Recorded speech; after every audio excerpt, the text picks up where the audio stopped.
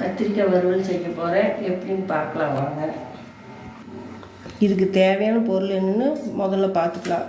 இதுக்கு கடுகு, உளுந்து கொஞ்சம், தக்காளி மீடியம் சைஸாக 3 தக்காளி, சாம்பார் தூள், மஞ்சத்தூள், சாம்பார் தூள், குழம்பு தூள் இருந்தால் அதுவும் போட்டுக்கலாம். இல்லாதவங்க சாம்பார் தூள் போட்டுக்கலாம். என்கிட்ட இல்லை, அதனால் சாம்பார் தூள் போடுறேன். வெங்காயம் கொஞ்சம், மிளகா காரத்துக்கு தகுந்த மாதிரி போட்டுக்குங்க. தக்காளி 1/4 கிலோ தண்ணியில் அரிஞ்சு போட்டு எல்லாம் அலாசி வச்சுருக்குது. இப்போ அடுப்பு பற்ற வச்சு எப்படி செய்யலான்னு பார்க்கலாம் வாங்க.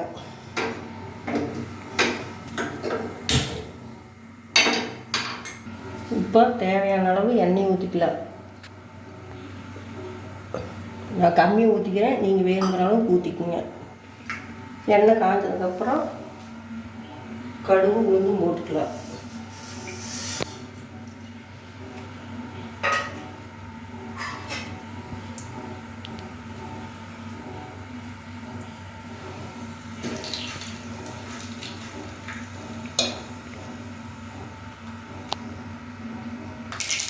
கடுகு வெடிச்சிச்சு. இப்போ வெங்காயத்தை போடலாம். கருவேப்பிலை இல்லை, அதனால் கருவேப்பிலை இல்லை, இது தான் போட்டுருவேன்.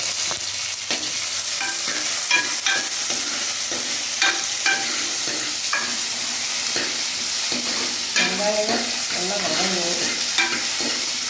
வதங்கினதுக்கப்புறம் நான் கழுவுவேன்.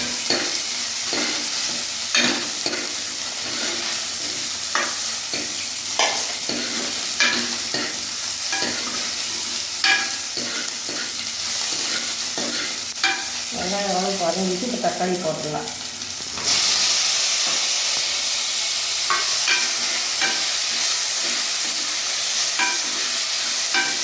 தக்காளி வதங்கிட்டு நல்லா வதங்கணும்.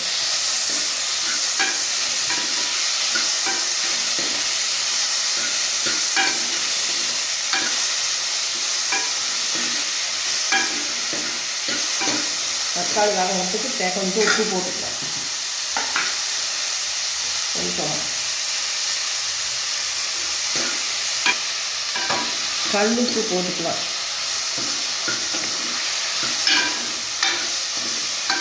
தக்காளியும் நல்லா ஓரளவுக்கு வதங்கணும். அப்போதான் வறுவல் நல்லா டேஸ்ட்டாக.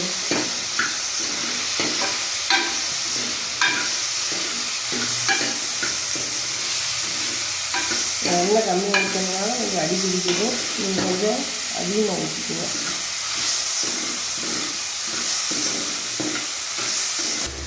நல்லா ஓரளவுக்கு வதங்கிடுச்சு தக்காளி. இப்போ நம்ம கத்திரிக்காயை போட்டுடலாம்.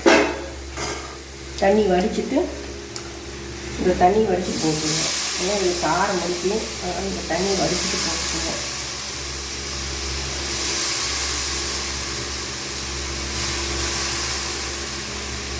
கத்திரிக்காயை போட்டாச்சு.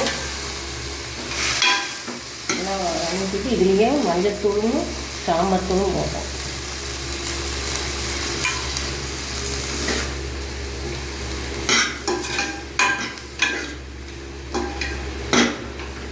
இதுக்கு தேவையான அளவு தண்ணி ஊற்றிக்கலாம். எப்படி வேணுமோ ஊற்றிக்கலாம். உங்களுக்கு ரொம்ப தண்ணியாட்ட வேணும்னா கொஞ்சம் தண்ணி அதிகம் ஊற்றிக்கலாம். கம்மியாக வேணும்னா கம்மி. நான் கொஞ்சம் தண்ணி மாதிரி தான்.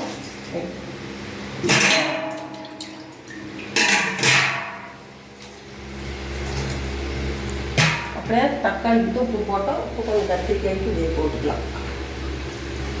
கல்லுப்பு போடுறேன்.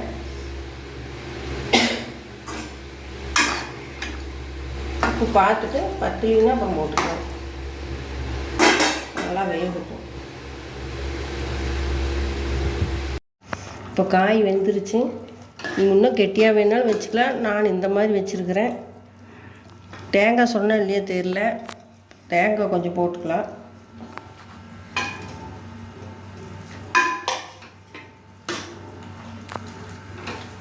தேங்காய் போட்டு ஒரு 2 நிமிஷம் இருந்தால் போதும். இந்த மாதிரி நீங்களும் ஒரு நாளைக்கு செஞ்சு வருங்க.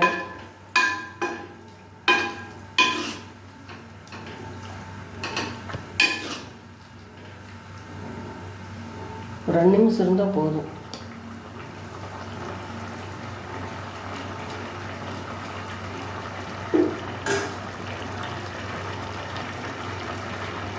இப்படியே வேணாலும் எடுத்துக்கலாம், இன்னும் கொஞ்சம் கெட்டியாக வேணாலும் கொஞ்ச நேரம் விட்டிங்கன்னா இன்னும் கொஞ்சம் கெட்டியாக வேணாலும் வச்சுக்கலாம்.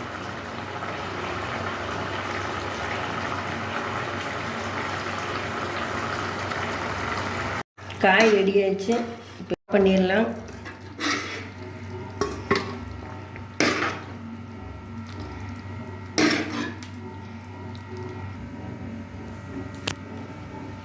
எப்படி இருக்குதுன்னு சாப்பிட்டு பார்க்கலாம். சூடாக இருக்கு.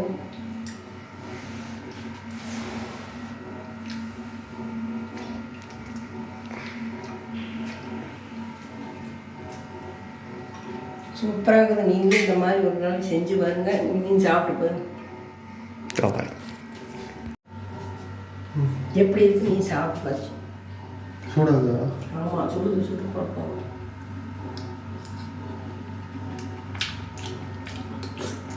எப்படி இருக்குங்க? கரெக்டாக கொஞ்சம் காரமாக இருந்துச்சு. காரமாக இருக்குதா? அதெல்லாம் நல்லா இருக்குது. நீங்களும் இந்த மாதிரி செஞ்சு பாருங்க. சூப்பராக இருக்குது. செஞ்சு பார்த்துட்டு எப்படி இருக்குன்னு கமெண்ட் பண்ணுங்கள்.